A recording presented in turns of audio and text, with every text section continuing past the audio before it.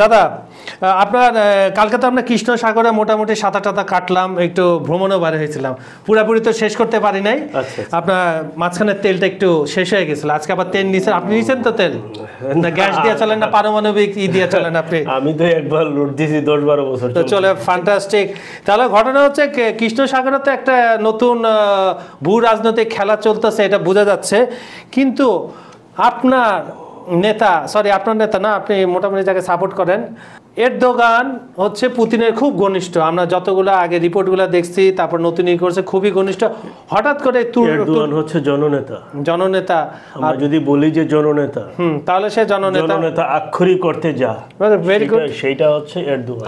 আমার কোনো এটাতে ডিফাইন নাই, আপনার এই যুক্তি আমি মাইনে নিলাম, খুবই ভালো কথা। কিন্তু পুতিনের এই ঘনিষ্ঠ বন্ধু এরদোগানকে যুক্তরাষ্ট্র কেন পুতিনের এগেনস্টে? আমি যদি বলি আরো খোলাসা করে, কৃষ্ণ সাগরে কি বাধা দেওয়ার জন্যই, একটা নতুন চ্যানেল বাধা দেওয়ার জন্যই কি রাশিয়ার বিপক্ষে দাঁড় করানো হচ্ছে তুরস্ককে? নিশ্চয়ই ভুলে যায় নাই যে গত নির্বাচনে এরদোয়ানের প্রতিপক্ষকে যুক্তরাষ্ট্র স্ট্রং সাপোর্ট দিয়েছে এবং নির্বাচনের ফলাফলে হস্তক্ষেপ করার মতো অবস্থায় চলে গেছিল যুক্তরাষ্ট্র।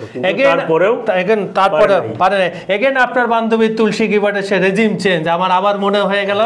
ঠিক আছে, বলেন এখন আসলে ঘটনাটা ঘটছে কি কৃষ্ণ সাগরে? না, কৃষ্ণ সাগর নিয়ে না, বিষয়টা হচ্ছে যে আপনি যে কথাটা বলতে চাচ্ছেন সেইটা হচ্ছে যে রাশিয়ার এগেইনস্টে যুক্তরাষ্ট্র কি তুরস্ককে দাঁড় করাচ্ছে কিনা, হ্যাঁ ব্যবহার করতে চাই কিনা, এটাই আমার প্রশ্ন দর্শকদের। এখন বিষয়টা হচ্ছে কি, একটা কথা, মধ্যপ্রাচ্যের সিংহ হচ্ছে তুরস্ক, ভৌগোলিক অবস্থানগত কারণে। আপনি কৃষ্ণ সাগরে বাণিজ্য করেন, আপনি এজিয়ান সাগরে বাণিজ্য করেন, আপনার মারমারা সাগরে বাণিজ্য করেন, আপনার তুরস্ককে আপনার মোকাবেলা করতে হবে, উপায় নাই। হ্যাঁ, মন্ট্রো কনভেনশন যখন 1936 সালে হয়, এই কনভেনশনের কাজ ছিল, এটা মূল কাজটা ছিল যে তুরস্ক যাতে তার দুইটা প্রণালী, একটা হচ্ছে বসফরাস প্রণালী, আর একটা হচ্ছে দারদানেলস।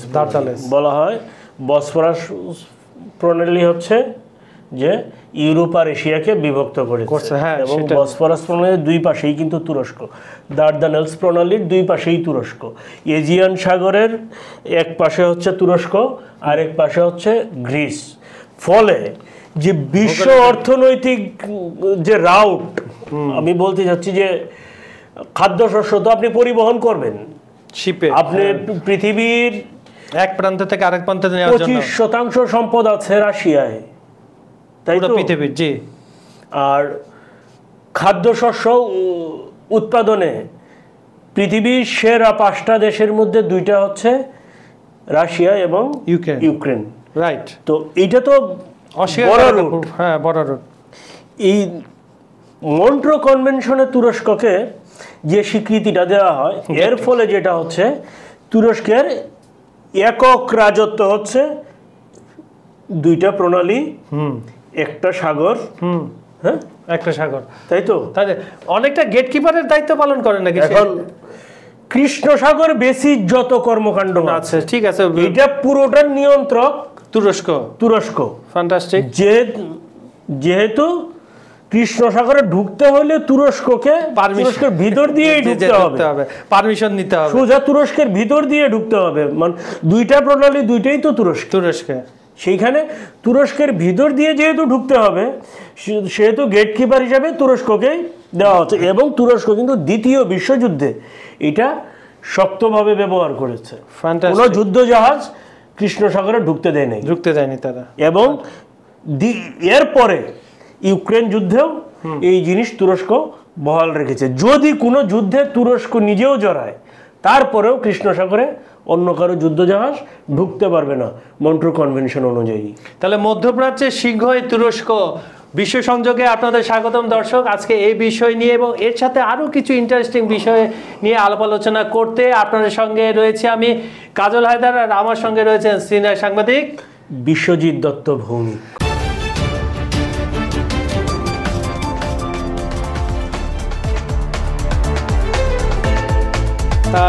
দর্শক প্রথমে বলে দিচ্ছি আপনারা আমাদের এই অনুষ্ঠানটা দেখছেন, পছন্দ করছেন, ধন্যবাদ আপনাদের। পৃথিবীর কোন প্রান্ত থেকে দেখছেন আপনারা আপনারা কমেন্টে জানিয়ে দিন। এবং আরেকটি জরুরি কথা, আপনারা আমাদের ভিডিও পুরোপুরি দেখে তারপরে লাইক এবং কমেন্ট এবং শেয়ার করুন। আপনাদের জন্য অগ্রিম শুভেচ্ছা। দাদা চলেন আপনার রাইজিং। এখন আপনি যেটা বলছেন যে যুক্তরাষ্ট্র কি তুরস্ককে ব্যবহার করছে কিনা, হ্যাঁ, এই যুক্তরাষ্ট্র তুরস্ককে ব্যবহার করতে চাচ্ছে তো আরো 4 দশক আগে থেকে, কিন্তু তুরস্ক এখন আর সেই অবস্থায় নাই। আপনি কি বলছেন? এখন দেখেন যুক্তরাষ্ট্র তুরস্ককে কি বলেছে, তুমি যদি রাশিয়ার কাছ থেকে আকাশ প্রতিরক্ষা ব্যবস্থা S-400 কিনো তাহলে আমি তোমাকে F-35 র্যাপটর দিব না, একদম পরিষ্কার। এবং এই চোখ রাঙানি উপেক্ষা করে তুরস্ক হচ্ছে রাশিয়ার কাছ থেকে S-400 কিনেছে, মানে আকাশ সিস্টেম যেটা। এর ফলে যুক্তরাষ্ট্র কি করেছে, F-35 তুরস্ককে দেয়নি, প্রকল্পটাই বাদ, প্রকল্প একদম স্থগিত করে দিয়েছে। হ্যাঁ, কি করেছে, চাপ প্রয়োগ করেছে, F-16 দিয়েছে, আর কি করেছে, বিনিয়োগ বাড়িয়েছে, কূটনৈতিক সহযোগিতা করতে গেছে। এখন বিষয়টা হচ্ছে কেন তুরস্ক হচ্ছে যুক্তরাষ্ট্রকে এটা করে, তুরস্কের যে পররাষ্ট্র নীতি, সেই পররাষ্ট্র নীতি হচ্ছে মধ্যপন্থা অবলম্বন করে, একদম মাঝামাঝি থাকে তারা, মানে ব্যালেন্স করে। এটা হচ্ছে ব্যালেন্সিং পাওয়ার তুরস্কের হাতে। পৃথিবীর সব বড় দেশ, সব শক্তি যদি পক্ষ হয়ে যায় তাহলে সমস্যা। হ্যাঁ, তাহলে তো সেই জায়গাটায় তুরস্ক হচ্ছে নিরপেক্ষ জায়গায়। রাশিয়ার কাছ থেকে যেমন রাশিয়ার জ্বালানির উপর তুরস্ক যেমন একদম নির্ভর, খুব বড়ভাবে নির্ভরশীল, তেমনি ভাবে ইউরোপের কাছে নির্ভরশীল গাড়ি, শিল্পাংশের যন্ত্রপাতি, কৃষি পণ্য এবং টেক্সটাইলে। এইগুলো হচ্ছে তুরস্কের প্রধান পণ্য, এগুলো হচ্ছে ইউরোপে রপ্তানি করে। আবার ইউরোপের হচ্ছে কি, ইউরোপের যে এইসব যন্ত্রাংশ, এই যন্ত্রাংশ ইউরোপ থেকে আমদানি করে। এইভাবে হচ্ছে মানে বাণিজ্যিক যে ব্যালেন্স খুব চমৎকার ভাবে করতেছে তুরস্ক। যে ধরেন ট্রাঙ্ক স্ট্রিম, তারপরে হচ্ছে ব্লু স্ট্রিম, তারপরে ধরেন যে আক্কু পারমাণবিক বিদ্যুৎ কেন্দ্র, এইগুলো হচ্ছে তুরস্কে রাশিয়ার প্রধান এই 2টা পাইপলাইন এবং একটা হচ্ছে যে পারমাণবিক বিদ্যুৎ কেন্দ্র, এই 3টা হচ্ছে রাশিয়া এবং তুরস্কের সাথে টাই আপের সবচেয়ে বড় কেন্দ্র। পাইপলাইনে রাশিয়া তুরস্কের কাছে জ্বালানি পৌঁছায় দেয়, তুরস্কের জ্বালানি ইউরোপীয়রা হচ্ছে পাইপলাইনের মাধ্যমে নেয়। হ্যাঁ, তুরস্কের এখানে ব্যবসা হচ্ছে, এতে রাশিয়ার মাথা ব্যথা নেই। হ্যাঁ, পশ্চিমাদেরও মাথা ব্যথা নেই, তারা তেল পাচ্ছে, রাশিয়া তেল বিক্রি করছে। ঠিক আছে। এখন দেখেন এইটা তো গেল রাশিয়ার সাথে তুরস্কের অর্থনৈতিক সম্পর্ক। এখন একটু দেখি পশ্চিমাদের সঙ্গে। হ্যাঁ, তুরস্কের যে প্রধান বাণিজ্য অংশীদার তারা কারা, ইউরোপ। হ্যাঁ, আগেই বলছি তারা কি পণ্য তুরস্কে সরবরাহ করে, গাড়ি, ইলেকট্রনিক্স, কৃষি পণ্য, এইগুলো। হ্যাঁ, কৃষি যে যন্ত্রপাতি, সরঞ্জাম, সবকিছু। এখন দেখেন পশ্চিমারা চায় তুরস্ক রাশিয়ার উপর নির্ভরতা কমাতে। এখন পশ্চিমাদের কি জ্বালানি আছে? জ্বালানি তো নাই। পশ্চিমারা তুরস্ককে বলে আমরা তোমাকে নবায়নযোগ্য জ্বালানিতে উদ্বুদ্ধ করি, অর্থাৎ বাণিজ্য ভারসাম্য আর একটু। এখন তুরস্ক যেহেতু মধ্যপন্থা অবলম্বন করে, সেহেতু তুরস্ক হচ্ছে দ্বিমুখী বাণিজ্য।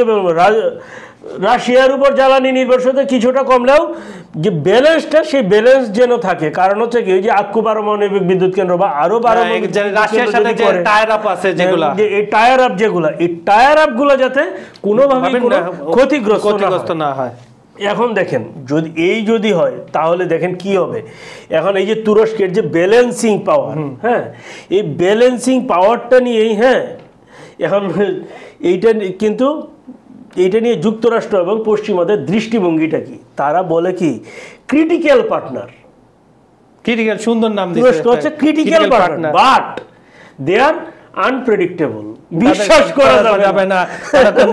আপনারা বিশ্বাসের কথা শুনে দর্শকদের একটা চিঠির উত্তর দিয়ে আসি, আপনি বিশ্বাস ধরে রাখবেন, বিশ্বাসযুক্ত হবেন না। সুপ্রিয় দর্শক, আপনাদের কিছু কমেন্ট, আমরা এখন কমেন্ট সেকশনে চলে যাচ্ছি। আপনাদেরকে ধন্যবাদ। সঙ্গে সঙ্গে আমরা ক্ষমা চেয়ে নিচ্ছি, কারণ হচ্ছে সব কমেন্টস পড়া যায় না, সময় খুবই স্বল্প থাকে আমাদের। তো এমডি জসিম নামে আমাদের প্রথম দর্শক লিখছেন, সব যুদ্ধ বাদ দিয়েছে আমেরিকা নিজেদের লাভের জন্য। ফ্যান্টাস্টিক, আপনার কথাটা অ্যানালাইসিস ঠিক আছে। মানিক নামে আমাদের এক দর্শক লিখছেন, সেই ইউক্রেনে পূর্ব থেকেই রাশিয়ার অবদান অনেক অনেক, তাই জেলেনস্কি হঠাৎ এসে রাশিয়ার সাথে দ্বন্দ্ব বাজাইলো, এত মানুষ মারাইলো, মানে জেলেনস্কিতে এসে দোষারোপ করেছেন। এটাও আমরা আলোচনায় বলেছি এর আগে। ধন্যবাদ আপনাকে। আনন্দ গোস্বামী নামে আমাদের আরেক দর্শক লিখছেন, পৃথিবীর অশান্তির সৃষ্টি হয় কোন দেশের মাধ্যমে? ভারতীয় একমাত্র শান্তি ও ধৈর্য সাহসিকতার জন্য এগিয়ে যায়। ধন্যবাদ আপনার কমেন্টের জন্য। আবু সাইদ নামে আরেকজন লিখছেন, লাভ ইউক্রেন, লাভ ইন্ডিপেন্ডেন্ট, মানে তাদের জেলেনস্কির হাত থেকে এই ইউক্রেনকে মুক্ত হওয়ার জন্য তিনি বলেছেন। আর আরিফা আক্তার উনি লিখছেন, I wish win of Russia, উনি রাশিয়ার একজন ভক্ত। ধন্যবাদ দর্শক, এভাবে আমাদের কমেন্ট জানেন। আপনার বিশ্বাস ধরে রেখেছেন, বিশ্বাসটা এবার আরেকটু বাড়ান। এখন দেখেন, যেহেতু পশ্চিমারা ওপেনলি এটা বলেছে কি যে তুরস্ক হচ্ছে ক্রিটিক্যাল পার্টনার বাট আনপ্রেডিক্টেবল, তাই তো? এখন দেখেন তাহলে কি হবে, তুরস্কের কূটনীতি কি আমি একটু আগেই বলছি যে মধ্যপথের কূটনীতি, তাহলে তারা ব্যালেন্সিং করে চলে। ফলে যেটা হচ্ছে এই কারণেই কিন্তু এই দেখেন যে ইউক্রেনের খাদ্যশস্য নিয়ে যে কৃষ্ণ সাগর ব্যবহারের চুক্তি, এই চুক্তিতে কিন্তু সবার আগে এগিয়ে আসছে কে? তুরস্ক। তারপরে তুরস্ক হচ্ছে কাকে ইনভলভ করেছে? এফএওকে, মানে জাতিসংঘ, তাই তো? এরপরে হচ্ছে ইউরোপীয় ইউনিয়নের নেতাদের সাথে কথা বলা বা তুরস্ক এই জায়গায় এগিয়ে আসছে। এখন দেখেন যে এই যে, তাহলে দেখেন এখন আপনি যদি বলেন যে এইখানে তো তুরস্ককে একদম পেয়েছেন, এখন দেখেন তুরস্ক যেমন কিছু জায়গায় হচ্ছে যুক্তরাষ্ট্রের পক্ষে থাকে, হ্যাঁ, এটা হয়ে যায় সমর্থনগত কারণে। আবার কিছু জায়গায় দেখেন কি হয় যে দেখা যায় যে রাশিয়ার পক্ষে হয়ে যায়, মানে বিষয়টা হচ্ছে কি ওদের পক্ষে যায় বিষয়টা, সে তার অবস্থান থেকে কিন্তু শোনে। যেমন ধরেন যে আপনি যদি টেরিটরিগত দেখেন, ভূমিকা দেখেন, হ্যাঁ, যেমন রাশিয়া সরকার হচ্ছে আসাদ সরকারের পক্ষে, তুরস্ক হচ্ছে কুর্দিদের পক্ষে। আবার যদি ধরেন যে সিরিয়া, হ্যাঁ, রাশিয়া পূর্ব সিরিয়ার পক্ষে, পশ্চিম সিরিয়ার পক্ষে তুরস্ক। আপনি যদি ককেশাস অঞ্চলে আসেন, হ্যাঁ, তাহলে দেখবেন কি রাশিয়া হচ্ছে আর্মেনিয়ার পক্ষে, হ্যাঁ, তুরস্ক হচ্ছে আজারবাইজানের পক্ষে, ঠিক আছে? কিন্তু এখন দেখেন এই যে জিনিসগুলো, হ্যাঁ, যে এই জিনিসগুলো তাহলে আপনি কি দেখেন, এই জিনিসগুলো কি দেখেন, রাশিয়ার কিন্তু পুরো উল্টা। কিন্তু প্রভাবটা তার মানে কি দেখেন, এই যে বিরোধকে বিরোধের জায়গায় রেখে বাণিজ্যকে বাণিজ্যের জায়গায় নিয়ে এসে তুরস্ক হচ্ছে তার এই যে কৌশল, সেই কৌশল সে বাস্তবায়ন করে। এই কৌশল বাস্তবায়নের কারণেই তুরস্ক হচ্ছে মধ্যপ্রাচ্যে এখন দিন দিন পাওয়ারফুল হচ্ছে। হ্যাঁ, কারণ হচ্ছে তাদের কূটনীতি তো ফ্যান্টাস্টিক। আপনি যেভাবে বর্ণনা দিচ্ছেন ওদের ইতিহাস, ওদের বর্তমান, মানে এই সময়টা এটা করলে যে কোনো রাষ্ট্র, কারণ তুরস্কতে তো অনেক বড় ঐতিহ্য আছে, ইতিহাস ঐতিহ্য প্রচুর, আপনার সে থেকে অটোমান সাম্রাজ্য থেকে। তারপরে আপনার কি মনে হয়, ওটা নাহলে আমরা আরেকদিন আলাপ করব যে এরদোগান কিভাবে চালাচ্ছে। তো আপনার কথা মতো আমরা যেটা বুঝতে পারতেছি সেটা হচ্ছে খুব সুন্দর ব্যালেন্সিংটা করে, পাওয়ার অফ ব্যালেন্স। এখন দেখেন তুরস্ক, এই যে তুরস্ক হচ্ছে ভূ রাজনৈতিক যে ভারসাম্য, সেইটা সে বজায় রাখে। হ্যাঁ, সে হচ্ছে যেটা হচ্ছে কি তুরস্ক যখন দেখছে যে যুক্তরাষ্ট্র আজারবাইজানের পক্ষে কথা বলে, হ্যাঁ, তখন হচ্ছে কি তুরস্ক এই জায়গায় নীরব, একদম নীরব হয়ে গেছে, সে কোনো কথা বলে নেই। ঠিক আছে। আবার ইউক্রেন রাশিয়া মানে কি হলো যে এই যে সরাসরি সংঘাত, এই সংঘাতে সে কারোর সাথে জড়াবে না, একদম সোজা হিসাব। এখন তাহলে দেখেন কি হবে যে এই ব্যালেন্সিং এর কারণেই হচ্ছে যে ইউক্রেন যুদ্ধে তুরস্ক জড়ায় নাই, যুক্তরাষ্ট্র অনেক চাপ প্রয়োগ করছে তুরস্ককে, তুরস্ক জড়ায় নাই। হ্যাঁ, এখন দেখেন জ্বালানি ভারসাম্য, নেটো এবং পশ্চিমের সাথে যে সম্পর্ক, সেই সম্পর্ক স্থিতিশীল আছে। রাশিয়ার সাথে যে প্রভাব, সেই প্রভাবও তার জায়গায় ঠিক আছে। ফলে যেটা হচ্ছে কি যে তুরস্ক রাশিয়ার বন্ধু, পশ্চিমেরও মিত্র। সবচেয়ে মজার ব্যাপার এটাই, আপনার মজার কথা, আবার রাশিয়ার সাথে S-400ও কিনছে, আবার ন্যাটোর মিশনে সক্রিয় ভূমিকাও তারা রাখতেছে। আমরা দাদা এখন ওই যে কূটনীতি থেকে চলে যায় একদম ডাইরেক্ট কৃষ্ণ সাগরে।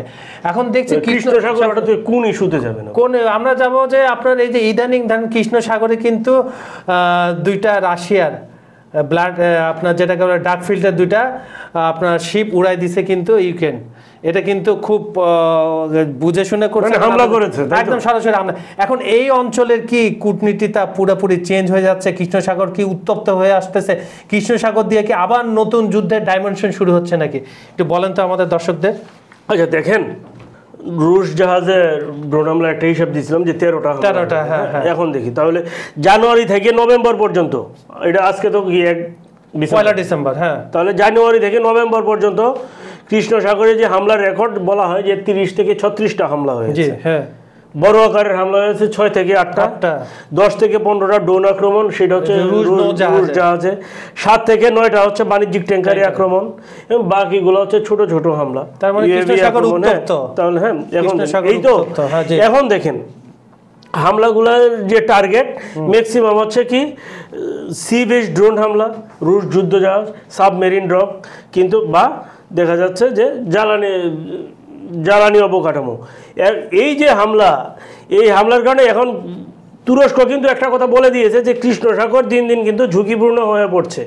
ইউক্রেন এই কথাই এতদিন বলে নাই না, এই লাস্ট দুটো জাহাজে হচ্ছে হামলার পর তুরস্ক বলেছে কৃষ্ণ সাগর ঝুঁকি হয়েছে, সে সতর্ক করেছে। রাইট, ইউরোপীয় ইউনিয়নকেও সতর্ক করেছে, এমনকি যারা হচ্ছে কৃষ্ণ সাগরের আশপাশের যে দেশ তারাও সতর্ক করেছে, তাদেরকেও সতর্কবার্তা পাঠিয়ে দিয়েছে। রোমানিয়াও কিন্তু একই সতর্কবার্তা দিয়েছে যে কৃষ্ণ সাগরের যে রুট, সেই রুট কিন্তু দিন দিন ঝুঁকিপূর্ণ হচ্ছে এবং খাদ্যপণ্য পরিবহনের সমস্যা হতে পারে বলে দিয়েছে। মানে এখন এই যে সবাই কথা বলছে কৃষ্ণ সাগরে হামলা নিয়ে, কথা বলে নাই হচ্ছে রাশিয়া, এখন পর্যন্ত বলে, এখন পর্যন্ত টুডে। এখন সেটা কি কেন বলে নাই, বিষয়টা কি হতে পারে, এইটা নিয়ে একটা আমরা করতে পারি। সেটা হচ্ছে ফ্লোরিডায় একদম সর্বশেষ তথ্য হচ্ছে ফ্লোরিডায় ইউক্রেনের প্রতিনিধি রোস্তামেভ ওমেরভ তিনি হচ্ছে বৈঠক করেছেন ট্রাম্পের প্রতিনিধি এবং ট্রাম্পের জামাতার সাথে। সেই জামাতায় তারা একটা ফাইনাল খসড়া দাঁড় করিয়েছেন, সেটা নিয়ে হচ্ছে মস্কো যাবেন ট্রাম্পের প্রতিনিধি দল, বিশেষ প্রতিনিধি দূত। এখন যেটা হচ্ছে সেই চুক্তিতে কি আছে সেইটা দেখার পরে হয়তো পুতিন ব্যবস্থা নিবে যে কৃষ্ণ সাগর তাহলে এখন কি হবে।